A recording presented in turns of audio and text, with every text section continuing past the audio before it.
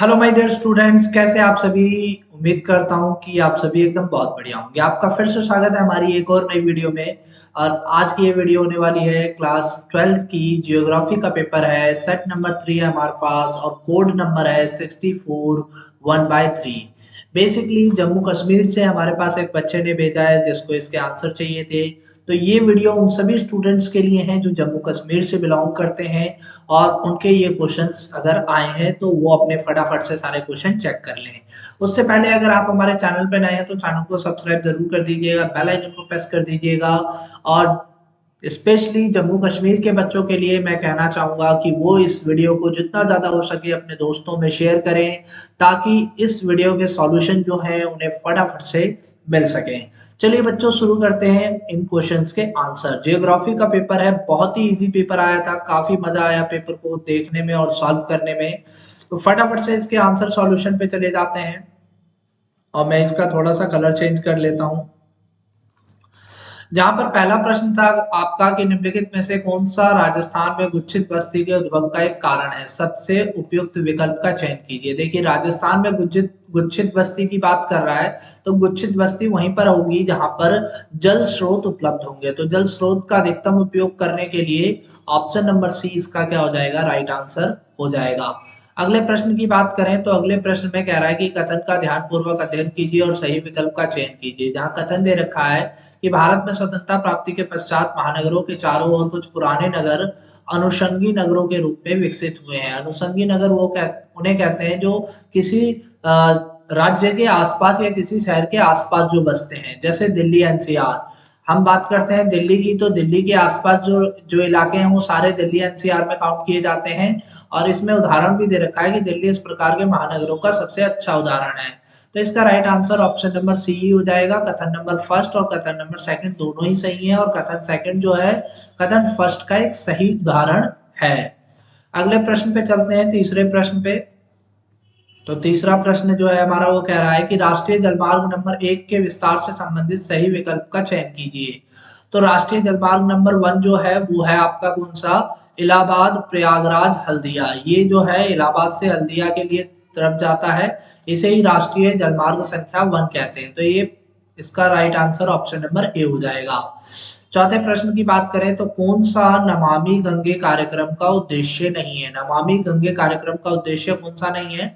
नमामि गंगे कार्यक्रम क्या है, गंगा नदी को साफ करना एक कार्यक्रम है। और जो भी कूड़ा करकट वगैरह जो नदियों में डाला जाता है उसको, कूड़ा करकट को नदियों में ना डाला जाए। शहरों में सीवर ट्रीटमेंट की व्यवस्था करना, ये बात एकदम सही है, ये इसका उद्देश्य हो सकता है। औद्योगिक प्रवाह की निगरानी करना, ये भी सही है। और नदी के किनारों पर वनीकरण करना और शहरों से नदी के बहाव को मोड़ना। तो शहरों से नदी के बहाव को नहीं मोड़ा जा रहा है, ये वाला काम नहीं किया जा रहा है। तो ये वाला हमारा राइट आंसर हो जाएगा। किसी भी नदी को हम इस तरीके से नहीं मोड़ सकते हैं। पांचवा प्रश्न जो है, वर्षा निर्भर कृषि का दूसरा नाम क्या है। तो वर्षा निर्भर कृषि का दूसरा नाम जो है वो बारानी है। बारानी इसका राइट आंसर हो जाएगा। छठे प्रश्न की बात करें तो निम्नलिखित संगठनों में से कौन सा अपने देश सदस्य देशों के लिए वैश्विक व्यापार नियम निर्धारित करता है। तो ऐसा कौन सा संगठन है जो वैश्विक व्यापार नियम निर्धारित करता है, तो वो है हमारा ऑप्शन नंबर बी, विश्व व्यापार संगठन। आगे बढ़ते हैं, सातवें प्रश्न की तरफ चलते हैं। कह रहा है कि निम्नलिखित कथन को ध्यानपूर्वक पढ़िए और नीचे दिए गए प्रश्नों के उत्तर दीजिए। अधिकांश औद्योगिक अपशिष्ट बहते हुए जल या झीलों में डाल दिया जाता है।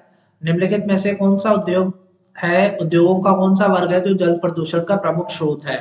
तो इसका right answer option number D है, सूती कपड़ा, रसायन और ऊर्जा संयंत्र। ये वाला जो उद्योग है ये काफी ज्यादा पॉल्यूशन करता है। आठवें प्रश्न पे आ जाते हैं। कह रहा है खनन नगरों से संबंधित सही विकल्प का चयन कीजिए।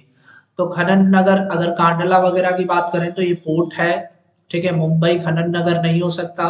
वाराणसी ये तो धार्मिक नगर है। तो ऑप्शन नंबर बी हमारा एकदम राइट आंसर है, अंकलेश्वर, सिंगरौली और डिगबोई, ठीक है। ये खनन नगर का सही उदाहरण है। अगले प्रश्न पे हम चलते हैं। प्रश्न संख्या 9 पे कह रहा है निम्नलिखित में से कौन सा देश में सबसे बड़ा सरकारी उपक्रम है। सरकारी उपक्रम की बात करें तो भारतीय रेलवे जो है, इंडियन रेलवे सबसे बड़ा सरकारी उपक्रम आ जाता है। 10वें प्रश्न की बात करें, कह रहा है कि राष्ट्रीय कौशल विकास तथा उद्यमिता नीति के उद्देश्यों को ध्यानपूर्वक पढ़िए और इसके उपयुक्त विकल्प का चयन कीजिए। तो फर्स्ट ऑप्शन जो कह रहा है कि भारत में विभिन्न आयु वर्ग की साक्षरता दर में सुधार करना। देखो, साक्षरता से इस नीति का कोई लेना देना नहीं है, एजुकेशन से इसका कोई लेना देना नहीं है। तो फर्स्ट जो है वो क्या होगा, गलत होगा। तो जिस ऑप्शन में फर्स्ट नहीं है वही आपका राइट आंसर होगा।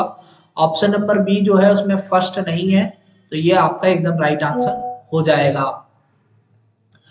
11वें प्रश्न की बात करें तो 11वें प्रश्न में कह रहा है कि पर्वतीय क्षेत्र विकास कार्यक्रम, जहां पर पर्वतीय क्षेत्र विकास कार्यक्रम कितने जिलों से संबंधित है, 15 पर्वतीय जिले से संबंधित है। और सूखा संभावित क्षेत्र विकास कार्यक्रम ये कौन सा है, ये गंगानगर हनुमानगढ़ से संबंधित है। इंदिरा गांधी नहर कमान क्षेत्र ये कहां से जाती है, राजस्थान और गुजरात से होते हुए जाती है। समन्वित जनजातीय विकास कार्यक्रम भारत के शुष्क और अर्ध शुष्क क्षेत्र में जाती है। 12वें प्रश्न की बात करें तो रसायन आधारित उद्योग कृत्रिम रेशे और प्लास्टिक विनिर्माण निम्नलिखित में से इसका उदाहरण है। तो ऑप्शन नंबर 20 का एकदम राइट आंसर हो जाएगा। ठीक है, आगे बात करते हैं हम अगले प्रश्न की। तो प्रश्न संख्या 13 जो है, प्रश्न संख्या 13 कह रहा है कि निम्नलिखित में से कौन वस्तुओं के विनिर्माताओं से संपर्क करके अपने निर्देश अनुसार उत्पादों को बनवाकर अत्यधिक मितव्ययता से व्यापारिक माल खरीद पाते हैं। तो इसमें से कह रहा है कि कौन सा ऐसा व्यक्ति होता है जो विनिर्माता से संपर्क करता है और अपने निर्देश अनुसार उत्पाद बनवाता है और उससे माल खरीद कर बेच देता है। तो ये और किसी में नहीं होता, ये श्रृंखला भंडार में होता है, जो चेन वाले लोग होते हैं। क्वेश्चन नंबर 14 कह रहा है निम्नलिखित में से कौन सा भाषा वर्ग भारत में सबसे छोटा है। तो सबसे छोटी सबसे कम लैंग्वेज बोली जाती है कौन सी, संस्कृत। तो ऑप्शन नंबर ए इसका राइट आंसर हो जाएगा, संस्कृत, बोडो और मणिपुरी। आगे बात करें तो ये एक पैराग्राफ दे रखा है, इस पैराग्राफ को देखकर इस पैराग्राफ को आपको पूरा पढ़ लेना है और फिर इसके राइट आंसर देने हैं। अगर हम इसके सही उत्तर की बात करें तो 15वें का जो सही उत्तर होगा पढ़कर आप देख लीजिएगा, ऑप्शन नंबर सी होगा 15वें का सही उत्तर। 16वें का सही उत्तर जो होगा वो फर्स्ट रहेगा, जन्म मृत्यु और प्रवास फर्स्ट। 17वें का सही उत्तर अगर हम बात करें तो ऑप्शन नंबर ए केवल प्रथम अवस्था में। ठीक है, केवल प्रथम अवस्था में। 18वें के हमारे पास प्रश्न नहीं है इसलिए हम 18वें से आगे नहीं बता पाएंगे।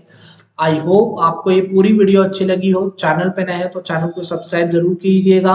और एक बार फिर से मैं बताना चाहूंगा जम्मू कश्मीर के उन सभी स्टूडेंट्स के लिए जिनके पास सेट नंबर 3 था, तो इस प्रश्न पत्र को जितना ज्यादा हो सके, इस वीडियो को जितना ज्यादा हो सके शेयर कीजिए ताकि हमें एक बेहतर मोटिवेशन मिल सके। फिर मिलते हैं एक नई वीडियो में नई अपडेट के साथ, तब तक के लिए जय हिंद।